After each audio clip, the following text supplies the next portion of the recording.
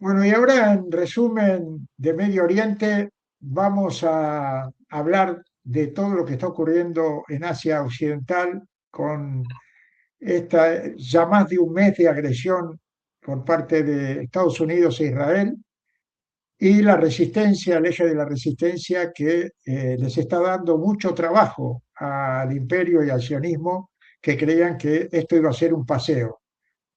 Y para hablar de eso vamos a entrevistar a nuestro amigo el Sheikh Karim Paz, Abdul Karim Paz, que como ustedes saben, lo hemos en otro momento hablado con él, es un hombre conocedor de la República Islámica de Irán, ha estado viviendo alternativamente entre la ciudad de Qom y Buenos Aires, y con él queremos de alguna manera empezando a hacer un balance de lo que ha sido esta confrontación desigual, pero que, visto lo ocurrido, nos está poniendo sobre la superficie la idea de que el imperio no es invencible y que tiene un oponente muy fuerte, no solamente en Irán, sino en todo lo que es el eje de la resistencia.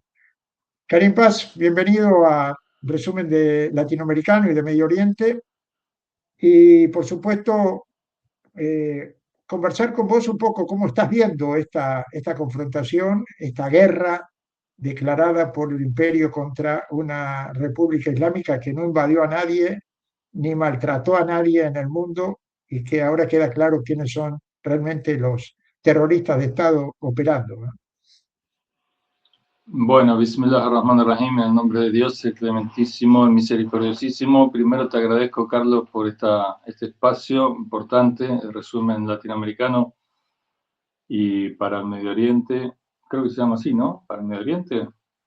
Sí, tenemos dos programas, uno resumen latinoamericano y otro resumen de Medio Oriente. Así que Los medio para vos, orientales dicen que son Asia Occidental, vos sabés, sí, del sur de Asia Occidental, porque Medio Oriente es un término colonialista europeo, donde no. ellos le llaman el cercano, mediano y lejano en base al eurocentrismo, ¿no? Eh, bueno, te cuento. En primer lugar, era sabido que Estados Unidos e Israel, e Inglaterra, digamos, esa tríada, planteaba una recomposición del Medio Oriente, básicamente donde, entre otras cosas, iban a configurar el Gran Israel, de acuerdo a esa promesa bíblica que ellos dicen, que para ellos, dicen ellos, interpretan así. El Gran Israel abarca parte de Arabia Saudí o Arabia, porque Saudí también es otro término muy desgraciado, ¿no? Le pusieron a la península arábiga de miles de años de historia, le pusieron el nombre de la familia, una locura, ¿no? Una locura colonial también y colonialista. La península arábiga, como le gusta decir también a la gente en la región, y no Saudí, que la verdad que lo disminuye demasiado. Abarca Arabia, entonces la península, hasta inclusive Medina, parte de Medina, o Meca también, no sé, se quieren quedar con todo. Después llega hasta Siria, Líbano, Jordania, parte de Egipto, bueno, una locura, Irak. Eh, y además reconfigurar el Medio Oriente de modo que todos los recursos queden en manos de Estados Unidos y de esa manera asfixiar a China energéticamente, y acorralarla. Y te acordás que tenían un plan desde hace ya, no sé, creo que 30 años por lo menos, de ir acabando país por país. Ellos decían que tenían que atacar a 7 países. Es muy probable que lo de las torres haya sido, bueno, hoy ya casi no quedan dudas de la caída de las torres totalmente planificadas y dinamitadas de tal modo que caigan como cayeron, para tener la excusa para invadir Afganistán e Irak, que eran dos de esos países de los 7. Siria era otro, Libia, Yemen, etcétera. Tenían una serie de países, pero el último era Irán. El último era Irán y era el último porque era sabido que era el más difícil, que de alguna manera era el epicentro de toda la resistencia regional y era quien los estaba dañando y era quien era el hueso más duro porque si se estudia la historia de la República Islámica o de la revolución islámica desde su fundador, el Imam Khomeini, en el 79, en rigor, quien ve en perspectiva el crecimiento de la revolución islámica o la república islámica ve una constante derrota norteamericana con esta revolución.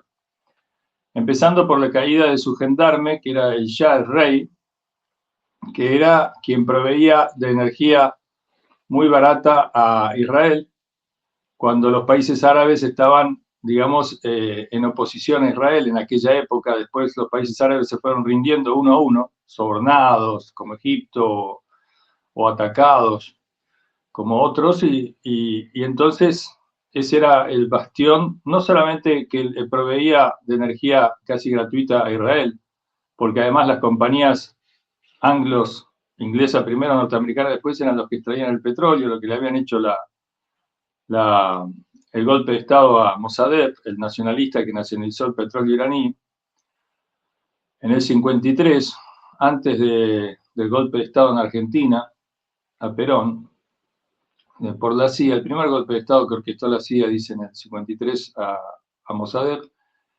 Y entonces, además, el rey era un bastión contra el avance o las pretensiones soviéticas hacia las aguas calientes del Océano Índico, la salida del Océano Índico.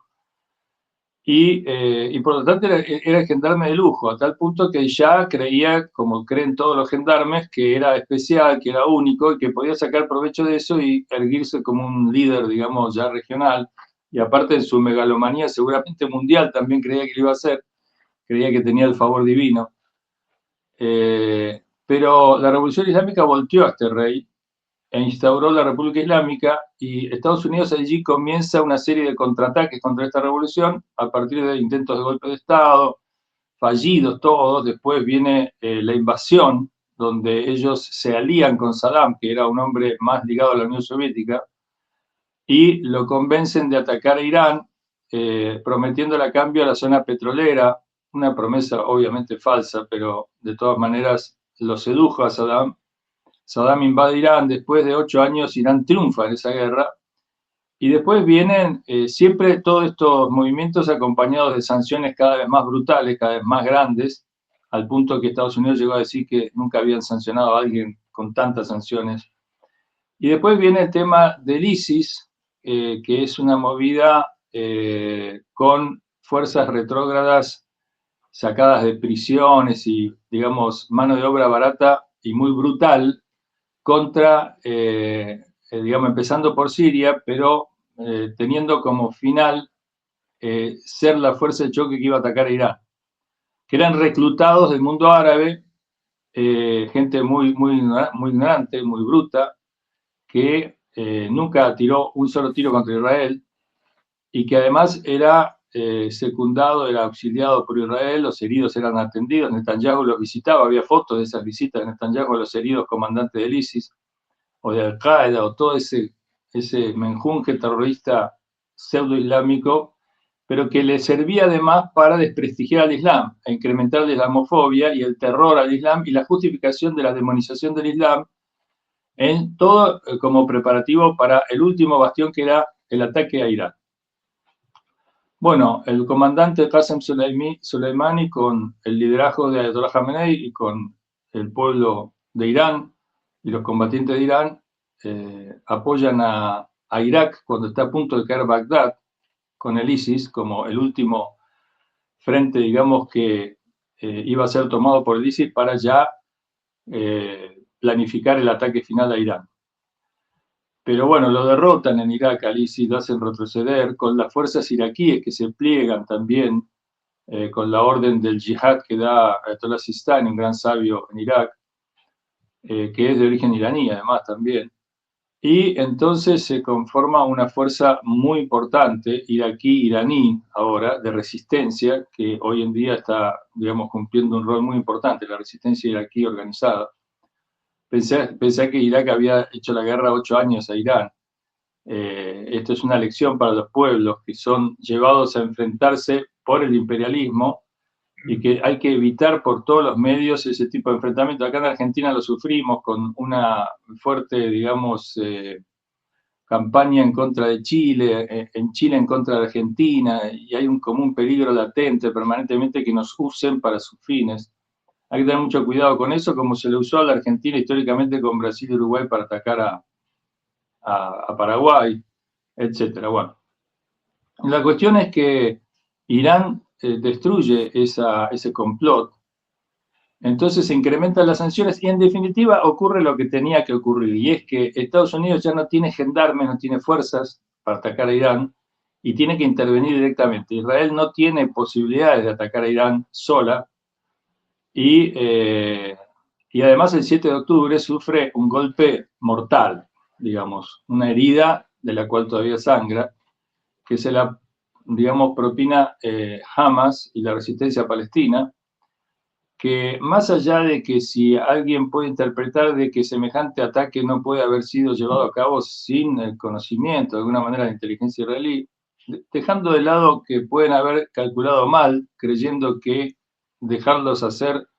iba a generar la justificación de lo que hicieron después, el genocidio y el tratar de limpiar a Gaza de palestinos. Yo soy de los que piensan que puede haber habido una combinación de ambas cosas, pero de ninguna manera creo de que no hay resistencia palestina y que todo es orquestado por Israel y que es un golpe de falsa bandera del 7 de octubre. No, yo creo que hay una resistencia palestina que es obvia y evidente, que además se genera a partir de 80 años de ocupación y de asesinatos y de expulsiones y de todo tipo de humillaciones a los palestinos. Y después sí, puede haber habido un cálculo, una especulación, puede ser que sí, pero en todo caso un cálculo fallido, que no llegó a dimensionar todo lo que había detrás de ese ataque palestino. Lo cierto es que entra en guerra el Yemen, entra en guerra el Líbano, muy fuerte, el Hezbollah, y por supuesto siempre Irán. Entonces, ahí viene la última carta. El poner toda la carne al asador, como se dice vulgarmente, es decir, Estados Unidos entra directamente en la guerra, cosa que es un signo de debilidad norteamericana de tener que ir personalmente a hacerse cargo del proyecto del Gran Israel, que también es el proyecto de Estados Unidos, digamos, porque quedarse con toda la energía de esa región, sacar a China de ahí y fortalecerse y sacar también a Rusia de ahí, es una jugada también norteamericana, es un imperio donde Israel es parte de ese imperio, una parte esencial y fundamental, y son uno en realidad, son uno con distintas ubicaciones, pero no son cosas separadas. Los anglos son los creadores de Israel, Israel surge de lo británico, digamos así, es un complot cristiano-sionista y sionista cristiano, digamos, una combinación que hay que entender, además, en términos teológicos, hay que entenderla porque ellos realmente tienen un objetivo metafísico, religioso, pseudo-religioso del Mesías, pero visto al revés. Eso está en los evangelios. Nosotros, como nos criamos aquí en este mundo cristiano occidental, sabemos que en los evangelios está algo que todos conocen, oyeron alguna vez, y es que se van a presentar a Jesús cuando vuelva Jesús, cuando venga Jesús, una creencia cristiana, y le van a decir, hemos predicado en tu nombre, y dice, no os conozco, raza de víboras. Y Jesús rechaza a los que vienen a decir que de alguna manera facilitaron su aparición en procura de que aparezca el Mesías. Porque hay que entender esto, la deformación teológica del Mesías, del mesianismo, de la esperada del Salvador, hace que siempre cuando vienen los profetas, que hay un anuncio de parte de los profetas, del próximo profeta que vendrá, los imperios intentan deformar eso en provecho propio, es decir, de alguna manera diciendo que ese Mesías que va a venir es el que nos va a materializar nuestro poder, va a venir a afirmar, a confirmar nuestra condición de raza superior o de pueblo elegido o de, digamos, supremacía. Entonces sucede que cuando viene el Mesías real, no es el que ellos esperan, no es el que ellos fabricaron con sus mentiras, sino que es el que los va a consumar su derrota, digamos así. Por eso es que Jesús le dice raza de víboras. Bueno, esto en términos teológicos hay que entenderlo, porque no se explica únicamente por términos materiales y económicos, el petróleo, todo eso está, no hay duda que todos esos objetivos materiales existen. Pero yo creo que hoy en día el término, el factor religioso hay que introducirlo sí o sí en la geopolítica, porque si no, no se entiende, digamos, esta movida del Gran Israel y esta movida de Jerusalén. Viste que Trump dice, bueno, yo declaro a Jerusalén capital de Israel y mudo las embajadas. ¿Por qué es tan importante mudar las embajadas a Jerusalén? Y porque ahí hay un trasfondo, digamos, que moviliza esos tipos, esos colonos que digamos, son fuerza de choque y que están dispuestos a morir, igual que los del ISIS, que están dispuestos a morir. O sea, son fuerzas, hay un dicho profético en el Islam, del Imam Ali, el sucesor del profeta, se enfrenta contra estos tipos estos tipos que tienen la forma de ser del ISIS, ¿no? Que son fanáticos, que están dispuestos a inmolarse, o sea, se autoinmolan, ¿me entiendes? O sea, tienen un nivel y realmente creen que van al paraíso, pero lo creen. O sea, te estás enfrentando con robots, con tipos que están deshumanizados y creen que matando una cantidad de gente, cuanto más maten, digamos así, más recompensa tienen. Y es un grado de brutalidad. Vos sabés que las fuerzas del ISIS o de Al-Qaeda se reclutan de las cárceles, de los bajos, ¿viste? De la gente muy baja culturalmente, muy empobrecida, muy humillada, muy trastornada por siglos de humillación, de explotación, de opresión. Entonces, de ahí, de ese caldo de cultivo, sacan esa fuerza. Bueno. Ahora, Karim, esto mismo que vos estás relatando sobre esta desviación del Islam o la utilización del Islam para generar monstruos como el ISIS, también el sionismo cristiano se ha introducido en el ejército norteamericano con la misma idea y de hecho ha generado una puja ahora de dos sectores del ejército, unos que están de acuerdo con eso y que van al combate pensando también en el Mesías desde el otro punto de vista, y el otro sector que dice nos están usando, Israel nos está usando. Por primera vez ha quedado esto muy expuesto, ¿verdad? Sí, esa deformación, ese Mesías a la medida del imperio, obviamente es el demonio, en rigor es el anticristo. Es decir, es una figura que está dispuesta a hacer genocidios, está dispuesta a sacrificar bebés, a hacer tráfico de bebés, a hacer tráfico de drogas, a hacer tráfico de armas, a emplear armas químicas, armas biológicas, armas nucleares. Realmente es un monstruo destructor. O sea, la condición es que es destructor, no construye. Viste, por ejemplo, explota los recursos de los países del tercer mundo y deja desiertos contaminados, o sea, todo lo destruye. En aras de esa ambición desmedida, empuja el destino hacia el abismo, porque no tiene ni siquiera para ellos un destino realmente posible. Además construyen búnkers, ¿viste? Porque están obsesionados. O sea, hacen de la Tierra un lugar inhabitable a futuro. Y ellos lo saben, Y por eso inclusive... Claro, son inclusive capaces de usar la fuerza nuclear también. obvio, sí, lo han usado ya. Lo han usado en Hiroshima y Nagasaki, lo pueden usar en cualquier momento. Y además, viste, tratan de desarrollar mucho la ciencia espacial porque están pensando en irse de la... Digamos, esto saben que lo van a destruir, es de que se puede llegar a destruir.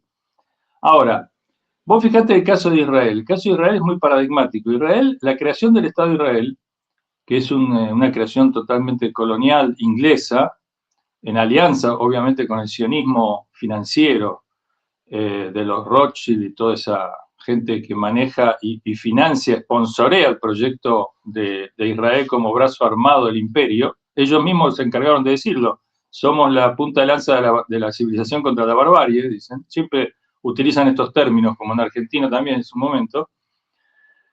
Ellos en un primer momento, el proyecto es un proyecto colonialista europeo de corte nacionalista secular.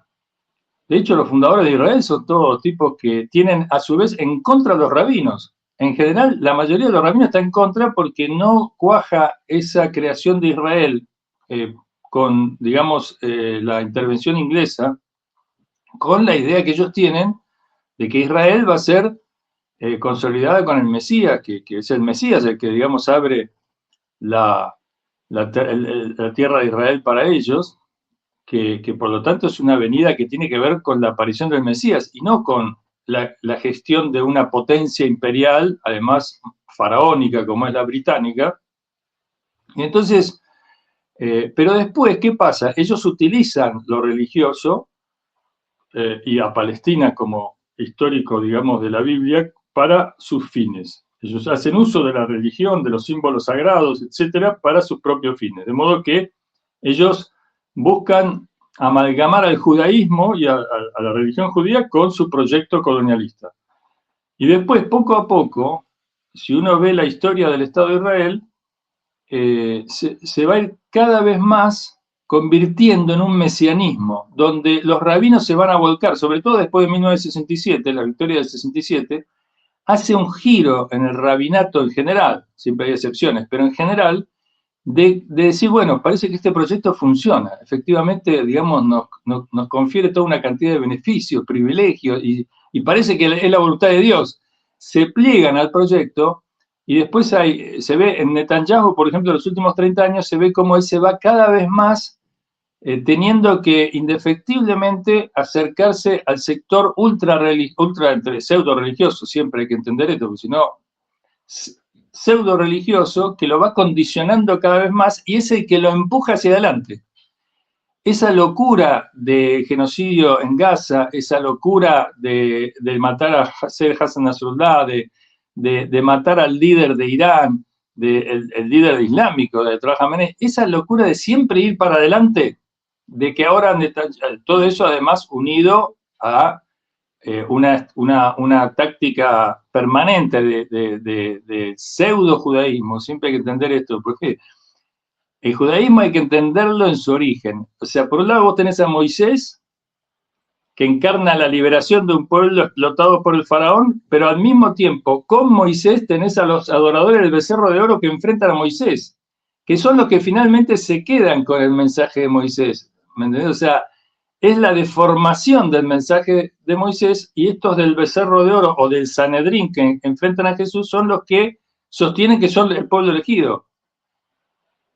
Y Jesús, digamos, si vos lees los evangelios, Jesús, la prédica de Jesús es que el pueblo elegido es el pueblo piadoso, el pueblo bueno, el pueblo, digamos, no el pueblo judío, el pueblo cualquiera que realmente adore a Dios y haga el bien. Bueno, te quiero la poner cuestión es que ahí, para terminar este concepto, Netanyahu se ve cada vez más inclinado y rehén de las fuerzas mesiánicas. Él es un hombre del secularismo, es un hombre liberal.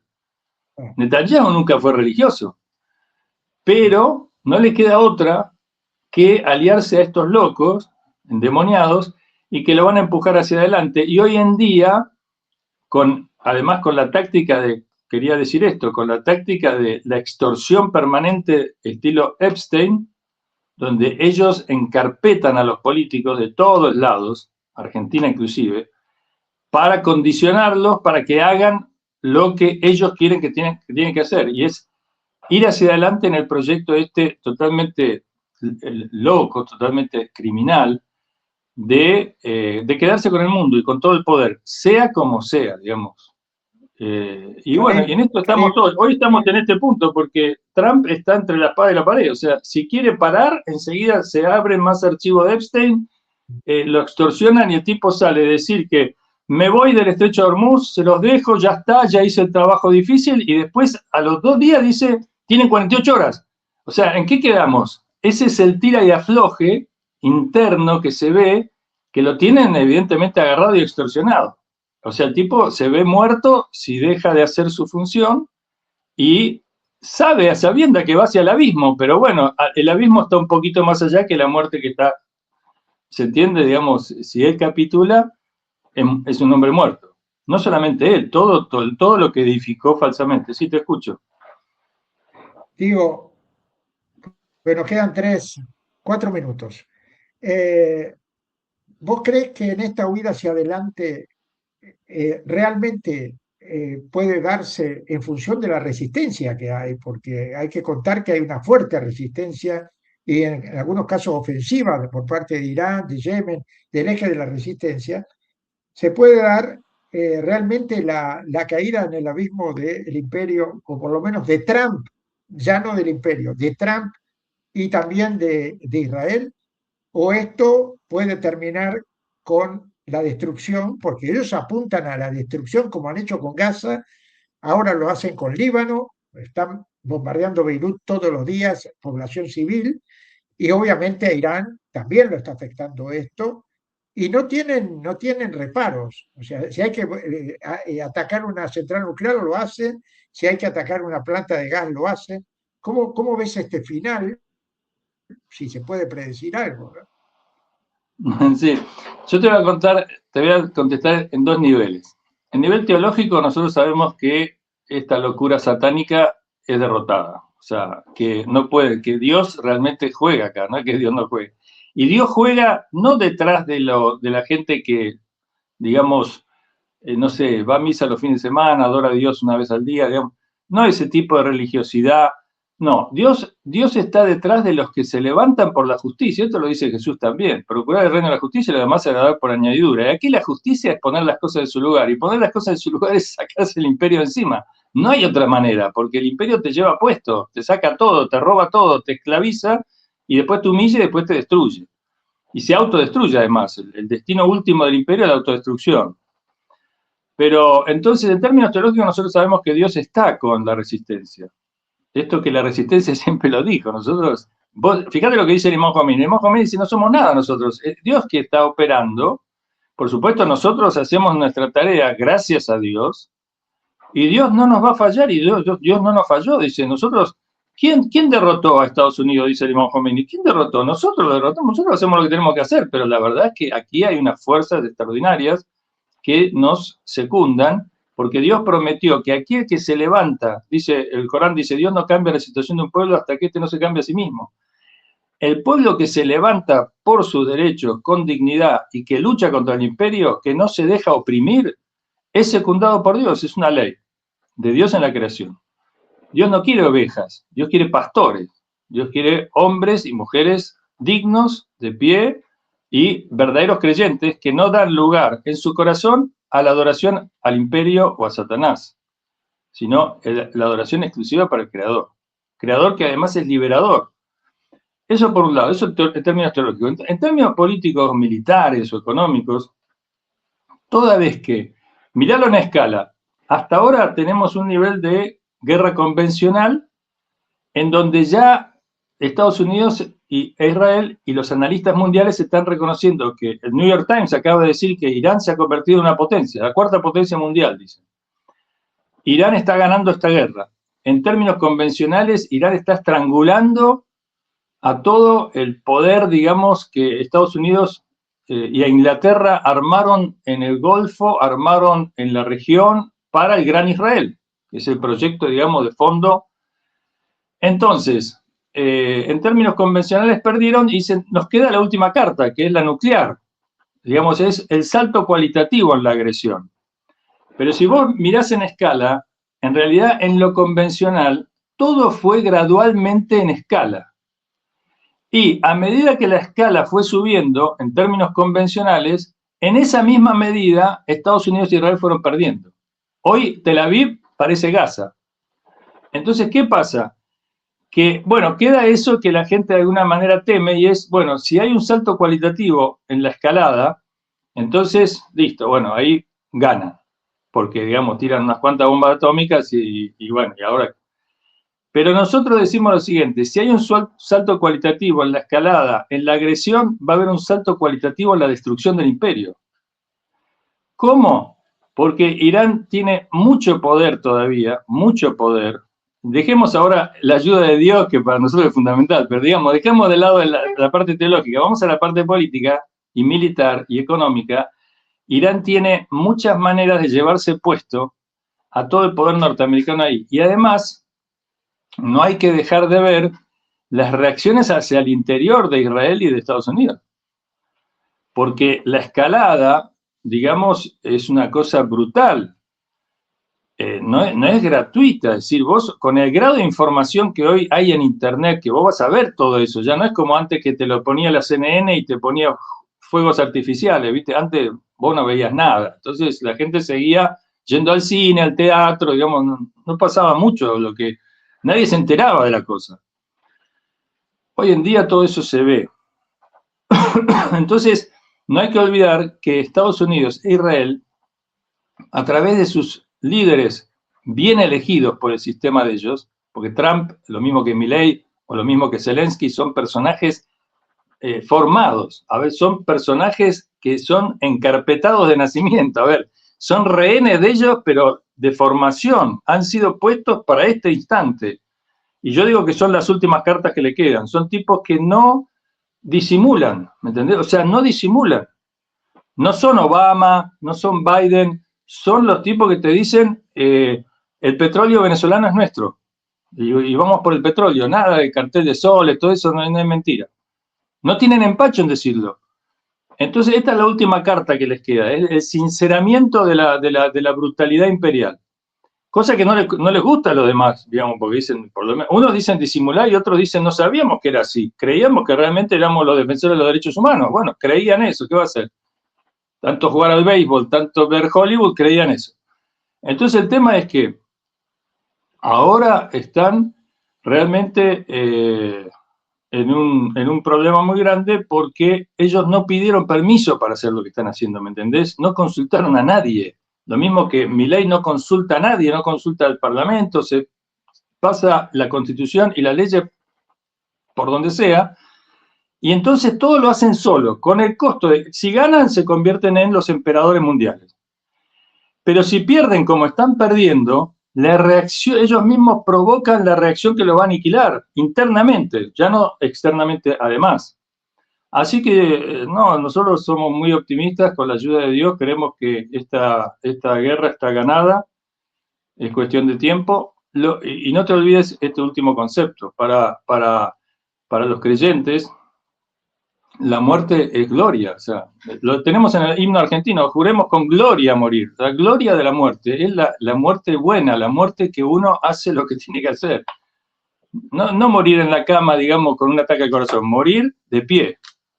Si es que te toca la muerte, y si no tenés, el Corán dice una de las dos victorias, o ganás la guerra, y gracias a Dios, o te martirizaste, y gracias a Dios. Pero no hay derrota, el creyente nunca es derrotado. Esto también está en los evangelios. Jesús dice, no temáis a aquellos que tienen poder sobre vuestro cuerpo, porque no tienen poder sobre vuestras almas. Entonces, un tipo preso es un tipo libre, desde esta concepción, ¿me entendés? Muy bien, Caripas, gracias por toda esta información y sobre todo por estos conceptos que realmente tienen mucho que ver en lo que hace al futuro cercano, ¿verdad? Que yo coincido totalmente con que ya Irán ha ganado. Lo que pasa es que ahora tiene que consolidar esa victoria en función de mostrarle al mundo que el imperio ha sido derrotado.